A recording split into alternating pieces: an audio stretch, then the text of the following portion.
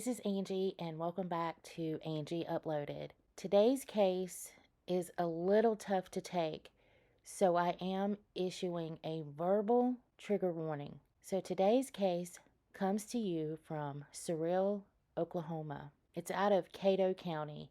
I could be saying that wrong, and if I am, I do apologize. Now, I want you to imagine a beautiful, blonde-haired, blue-eyed, 4-year-old baby girl. She's got the cutest little hair bows and one that loved her older sister, who was just 5 herself. The feeling was mutual, though. These cuties, the 5-year-old loved her baby sister to the moon and back, and neither felt complete without the other. Please meet Athena and Athena Brownfield. Now, sweet Athena, at just 5 years old, was found wandering around the family home alone and caught the eye of the mail carrier, who approached Athena, who said she was hungry and couldn't find her sister, 4-year-old Athena. So the mail carrier followed Athena to the house, where she found no one home, no adults or any other children. The mail carrier then called authorities, who arrived and took Athena with them. It is said that she had not seen her sister in 2 days. Now, I'm not sure how I feel about that. As does she really know it was 2 days? I feel it could have been longer or shorter, but that is just my opinion. Now, authorities got in touch with Athena's caregiver, Alyssa Adams. Now, during my research, I have seen her listed as Adams and Galvin, but we will use Adams going forward. Alyssa told them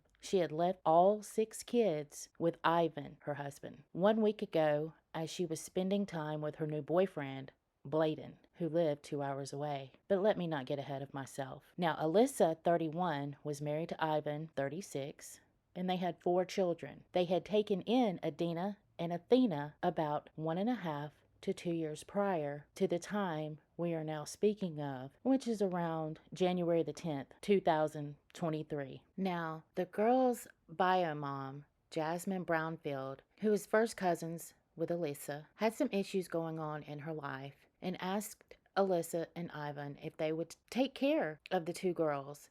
Now, this was without a court order and was not a legal placement, from what I can tell. It was just a drop off and here you go. It's a girl or 2. So after speaking with Alyssa, the authorities contacted Ivan. Now, he says he left the 2 girls with their grandparents and had traveled to Arizona with his and Alyssa's 4 children. Now, of course, the grandparents are now contacted, and they tell them that they have not seen the girls in quite some time. So obviously, there's now a problem. Where is Athena? A missing and endangered child notification goes out, as she did not meet the criteria for an Amber Alert, which I find many flaws in, but that's for another video. So a blast goes out to all agencies within a certain mile radius. I found that information varying depending on where you're located. So by January the 11th of 2023, there is a search being conducted for Athena. Around 250 people showed up for this baby to try and help find her, as they were already behind the 8 ball. Now, by this time, the OSBI, Oklahoma State Bureau of Investigations, are involved. During a press conference, the spokeswoman for the OSBI stated that they could not confirm that Athena was on the autism spectrum, but that she does have limited verbal skills. She also stated that a search warrant had been executed for the Adams home/property, but that is pretty common in these types of cases. Searches are continuing to include grid searches, but nothing. Now, before I go into the heart of the story, I must tell you that Alyssa and Ivan had split up, causing a severe amount of toxicity in the household. So on January the 12th of 2023, both Alyssa and Ivan were arrested. Alyssa was arrested on 2 counts of child neglect. She then gave a second interview with authorities, and here is where we really get down to the nitty-gritty. She confessed that on December the 25th of 2022, so Christmas, around midnight, Ivan beat Athena and held her up by her arms. Athena was not moving. Her eyes were barely open. He then laid her on the ground, punched her at least 3 times in the chest, and then Athena never moved after that. This occurred at their current residence. Ivan then left about 1 o'clock on December the 26th with Athena, and when he arrived back, told Alyssa that he had buried her near a fence line that was next to their old residence in Rush Springs. He informed her he placed a large broken branch over the burial site.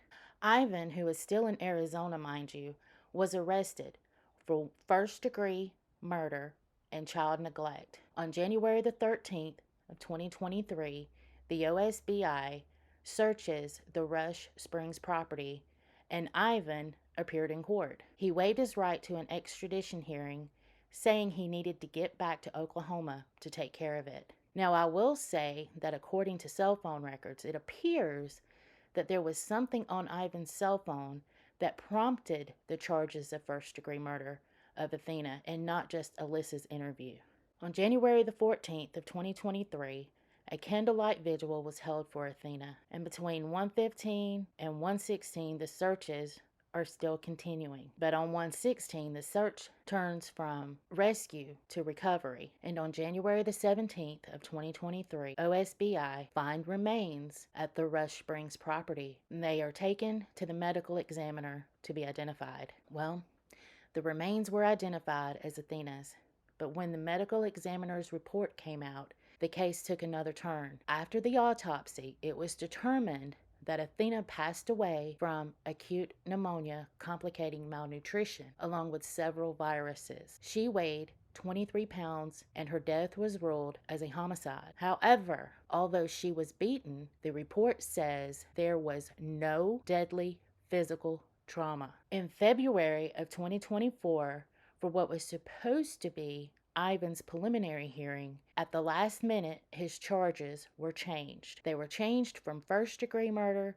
to second-degree, along with child neglect and unlawful removal of a dead body. Alyssa, on the other hand, also had her charges updated as well to first-degree murder, along with child neglect and obstruction of an officer. Amended court documents claim Alyssa put Athena in a closet and deprived the child of proper nutrition, as well as giving false information. I also need to say that the girls were never enrolled in school, they had no doctor visits, and they were left at home alone. District Attorney Hicks stated that based on the circumstances that Alyssa knowingly created a great risk of death to more than one person, and that the death of Athena was especially heinous, Alyssa should be punished by death.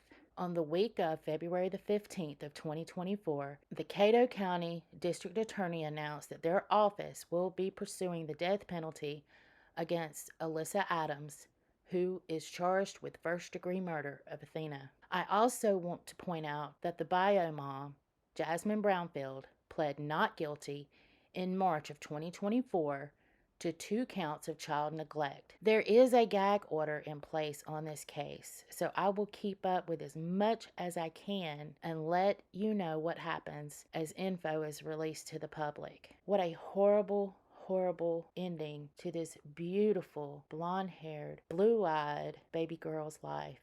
I am getting really tired of reading about these cases. If you don't want children, don't take them in, don't have them. There are people out there that do. I want to thank Life Lessons by Candy Girl for giving me this information. She sent me over the case and asked me to look into it. So if you wouldn't mind, please click on the link in the description and go check out Life Lessons with Candy Girl. Again, I want to thank you for coming over and watching another video with me. Again, I will keep up with as much as I can, being that there is a gag order in place. I want to thank you guys for stopping by, clicking play, and I hope that you will hit the like button, though there's nothing to like about any of this, and hit subscribe.